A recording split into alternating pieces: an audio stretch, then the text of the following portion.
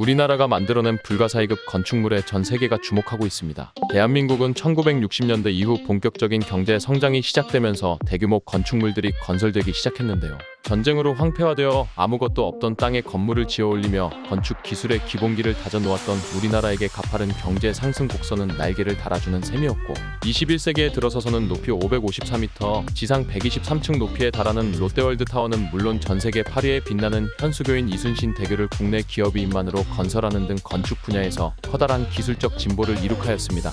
특히 전세계 8위에 빛나는 이순신 대교의 경우 거리가 무려 1545m로 이 정도 길이의 현수교를 자국 기술만으로 지을 수 있는 나라는 우리나라와 미국, 영국 등 전 세계를 통틀어서도 6개국 뿐이라고 합니다. 하지만 짓는 것뿐만이 아니라 시공 속도까지 따지게 된다면 우리나라의 기술은 그야말로 압도적인데요. 현수교 시공의 핵심인 케이블 설치 작업에는 에어 스피닝 기술을, 공사 기간의 대부분을 차지하는 주탑 시공 작업에는 슬립폼 기술을 적용하는 등 우리나라 기업만이 가지고 있는 신공법을 통해 다른 국가들의 절반도 안 되는 시간에 훨씬 튼튼한 현수교를 제작할 수 있다고 합니다. 주탑 높이가 254m인 덴마크의 그레이트벨트 대교가 주탑 공정에만 30개월이 걸린 것에 비해 이순신 대교의 주탑은 270m로 훨씬 더 높음에도 불구하고 공정에는 단 11개월밖에 걸리지 않았습니다. 이에 일본, 중국, 독일, 스위스, 튀르키예, 싱가포르 등 전 세계에 내로라 하는 건축 전문가들이 우리나라의 기술력에 찬사를 보냈고, 이순신 대교를 짓는 동안에만 거의 2만 명에 가까운 전문가들이 현장을 다녀갈 정도였습니다. 그렇게 이순신 대교로 전 세계의 이름을 알린 우리나라의 기업들에게는 전 세계에서 러브콜이 빗발치게 되었는데요. 그때 유럽에서는 유럽 대륙과 아시아 대륙을 나누고 있는 다르다네스 해협에 세계에서 가장 거대한 현수교를 세운다는 초대형 프로젝트를 계획 중이었습니다.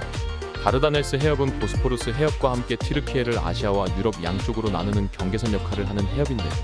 만약 이곳에 현수교를 건설하게 된다면 보스포루스 해협을 따라 약 500km를 이동해야 하는 거리가 5km로 줄어드는 100배의 효율을 볼 수 있었습니다. 하지만 가장 폭이 좁은 다르다네스 해협조차도 폭은 4.6km이며 평균 수심은 55m, 최대 수심은 105m에 달하여 수많은 전문가들이 현수교 건설에 회의적인 시선을 보내는 중이었습니다. 이 프로젝트에 입찰한 나라는 단 2곳이었는데요. 한 곳은 그 당시 세계에서 가장 긴 현수교인 아카시 해협대교를 건설했던 일본이었고, 다른 한 곳은 이순신 대교로 전 세계의 기술을 인정받은 대한민국이었습니다. DLENC, SK 에코플랜트 등으로 구성된 우리나라의 기업들은 힘을 합쳐 팀 이순신을 구성하여 입찰에 참여하였고, 유럽의 전문가들 앞에서 일본 기업과 경쟁을 하게 되었는데요.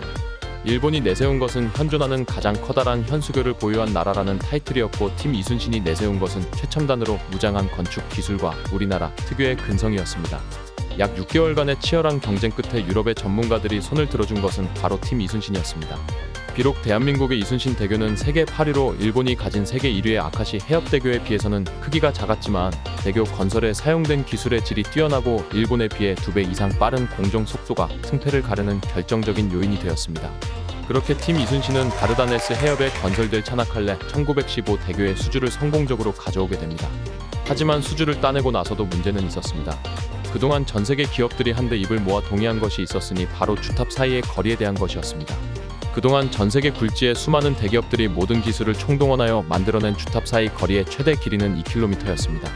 현대 과학기술의 한계로는 2km가 넘어갈 경우 주탑이 그 무게를 견딜 수가 없었습니다. 실제로 그 당시 전 세계 1위 현수교인 아카시 해협대교조차도 주탑 사이의 거리는 1991m로 마에 2km를 넘지 못했습니다. 하지만 다르다네스 해협의 경우 폭이 4.6km에 달해 차나칼레 대교의 주탑 사이의 거리는 반드시 2km를 넘을 수밖에 없었습니다. 그것이 전 세계의 전문가들이 차나칼레 대교 건설에 회의적인 시선을 보내는 주된 이유였습니다. 현대 과학기술로는 불가능하다는 것이었죠. 하지만 팀 이순신의 대답은 가능하다는 것이었습니다. 팀 이순신은 먼저 그동안 전례가 없었던 세계 기록을 모조리 갈아치워버립니다. 첫 번째로 팀 이순신이 선보인 것은 바로 에펠탑보다 높은 주탑이었습니다. 그 당시 세계 1위였던 아카시 해협대교의 주탑 높이는 298m였는데요. 팀 이순신은 그보다 36m가 더 높은 334m의 주탑을 건설하기로 합니다. 이것은 전례가 없는 엄청난 것이었는데요. 세계 불가사의 건축물 중 하나인 에펠탑조차도 육지에 건설되었음에도 불구하고 그 높이는 320m 밖에 되지 않았는데, 차나칼레 대교의 경우 무려 수심이 최대 105m까지도 내려가는 험난한 환경임에도 그보다 더 높은 334m의 높이를 호언장담한 것이었습니다. 그동안 감히 그 누구도 흉내내지 못했던 마의 300m를 무려 34m나 더 초과함으로써 그동안 현대 과학기술의 한계였던 주탑 사이의 거리 2km를 돌파해보겠다는 속셈이었죠. 무려 334m에 달하는 주탑을 지탱하기 위해서 그동안 우리나라가 개발해온 수많은 신기술이 동원되었습니다. 세계 최고의 인장 강도를 자랑하는 직경 5.75mm의 케이블이 사용된 것을 시작으로 다리의 상판은 비행기 날개에나 사용되던 기술을 접목하는 식의 창의성을 발휘하여 내풍 안정성을 높였고 105m 깊이에 달하는 해저에서 주탑을 지지하기 위해 역시나 세계 최고인 6만 톤 규모의 초대형 케이슨을 해저면에 안착시켰습니다. 그렇게 하루가 멀다 하고 세계 기록을 연겁 후 갱신한 팀 이순신은 모두가 불가능하다고 여겼던 주탑 사이의 거리 제한 2km를 돌파할 수 있었습니다. 그렇게 차나칼레 대교는 일본의 아카시 해협대교를 제치고 전세계 1위의 세계 최장의 현수교가 되었고 주탑 사이의 거리는 2023m로 전세계 유일의 마일 2km를 돌파한 다리가 되었습니다. 또한 튀르키예에서는 전세계에 전례가 없던 힘든 준공 작업인 만큼 착공 기간을 5년 7개월로 잡았으나 팀 이순신은 보란듯이 공사기간을 무려 1년 7개월이나 앞당기며 2022년 3월 18일 착공 4년 만에 준공하는 위협을 달성했습니다. 이에 전세계의 수많은 건축 전문가들은 차나칼레 대교를 하늘과 바다 사이의 평행선, 철로 만든 하프 등으로 부르며 찬양했고 팀 이순신은 미국의 대표적인 건설 잡지 ENR의 표지를 장식하는 등 현수교에 관련된 모든 기록을 갈아치우며 우리나라의 건축 기술이 전세계 최고라는 사실을 인정받게 되었습니다. 한편 이를 질투한 중국의 외교관들이 2023년 대지진을 버텨낸 차나칼레 대교가 중국이 건설한 다리라며 샵중국 기술 등의 태그를 달며 인터넷에서 선동을 하는 사건도 있었는데요. 이 중국 외교관이 올린 게시글은 무려 조회수가 160만 회가 넘으며 화제가 되었는데 이에 전세계의 네티즌들이 거짓말 그만해. 이 다리는 한국이 건설한 다리다. 중국 공산당은 무너진 건물에 갇힌 지진 피해자를 이용하고 있다.